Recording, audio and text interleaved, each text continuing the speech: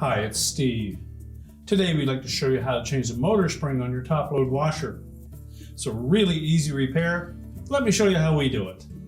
Now to do this repair, we will be working near some electrical circuits. So the first thing we'll need to do is to disconnect the power. So either pull the washer far enough forward that you can unplug it, or locate the electrical panel, turn off the appropriate breaker, or remove the appropriate fuse. Once we've done that, we can start the repair. Now to access the motor on this washer, we'll need to remove the front panel. To get at the front panel, we'll need to raise the main top and lid assembly. That will require a thin blade putty knife, and we're going to insert it in this gap between the front panel and the main top.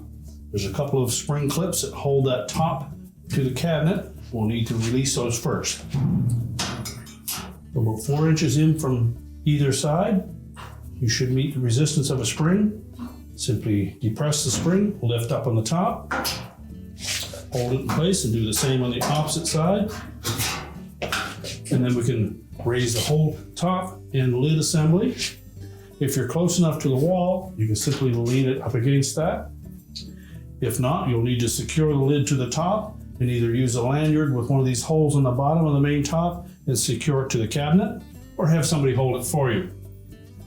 Now, once we've got the lid in place, we'll next need to remove the 2 screws that secure the front panel to the cabinet. These are typically a 5/16 hex head screw.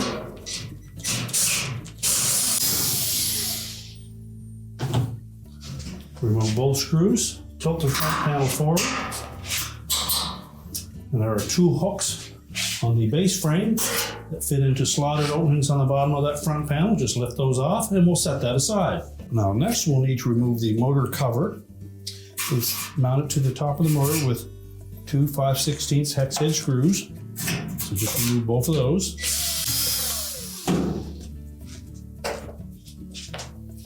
You can then lift that cover off and just set that aside. Now next we'll need to disconnect the harness connector to the motor. There are locking tabs on either side that you'll need to depress. Now, if you have difficulty unlatching those tabs, just take a flat blade screwdriver and just pry those out just enough to clear.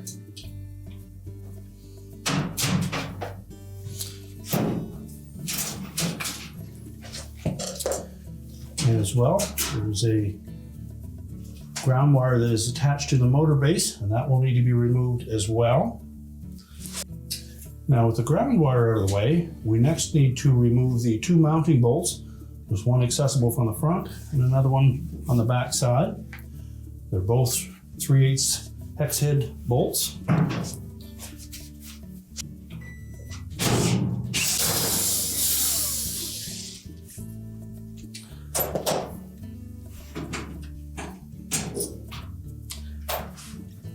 Now with both bolts removed, we're next going to lift that motor up. And the belt is still wrapped around the pulley, but we should be able to tilt it enough to release that. And we can then remove the old motor spring. So if the old spring is still intact, we'll need to grasp the bottom of it where it fits into that slotted opening on the bottom of the motor. Lift that out of that opening. You can pivot the spring and rotate it away from the base.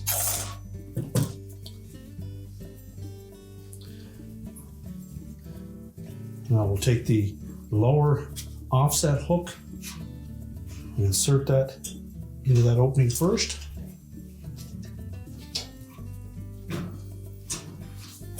We want to make sure that just that portion of the spring goes through the base.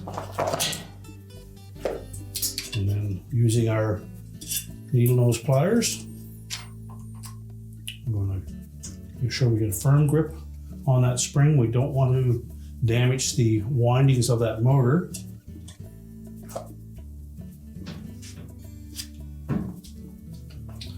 And fit it down into that slotted opening.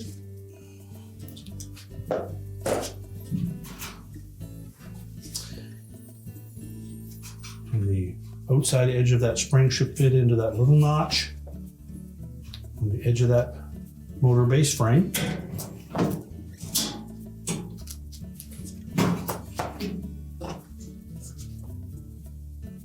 And now we're ready to put that whole assembly back onto the washer. Make sure that the glide that is attached to the base is clean, and you can add a little lubricant to that. We'll reattach the belt after we have the motor back in place. So line up the mounting bolts.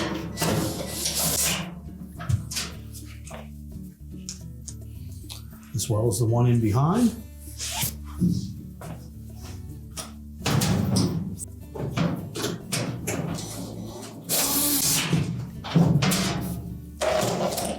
Now with the motor base secured to the washer base, we can now reconnect our harness.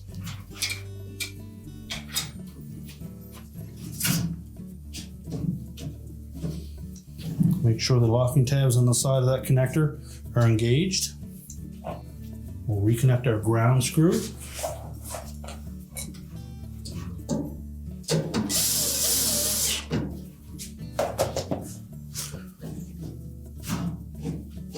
The motor should slide easily on that base.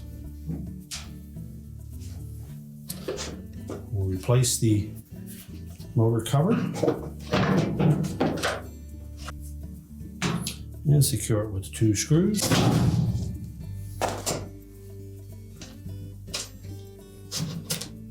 And tuck that ground wire into that clip on the top of the motor cover. We're now ready to put the front panel back on, and then we'll reconnect the belt.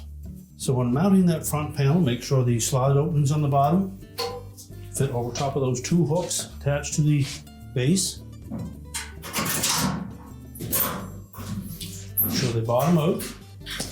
Next, we need to make sure that these locator pins on the side of the cabinet line up with 2 round holes on the back side of that front panel.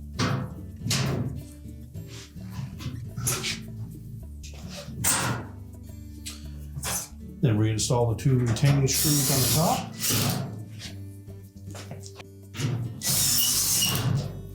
You can then lower the main top down. And again, we want to make sure that we line up those 2 holes in the bottom of the main top, the 2 locating pins next to the spring clips. And simply press down on both corners until the clips lock in place. Now we'll just pull that washer slightly forward, we'll tilt it back and reconnect the belt. Now with the washer tilted back and secure, we're next going to take that belt, we'll wrap it around the motor pulley and the pump pulley. And then just carefully rotate it around the drive pulley of the transmission. Make sure all 3 pulleys are engaged. And then we can lay that washer back on its feet and push it back into place. We're now ready to push the washer back into position, reconnect the power, and your repair is complete.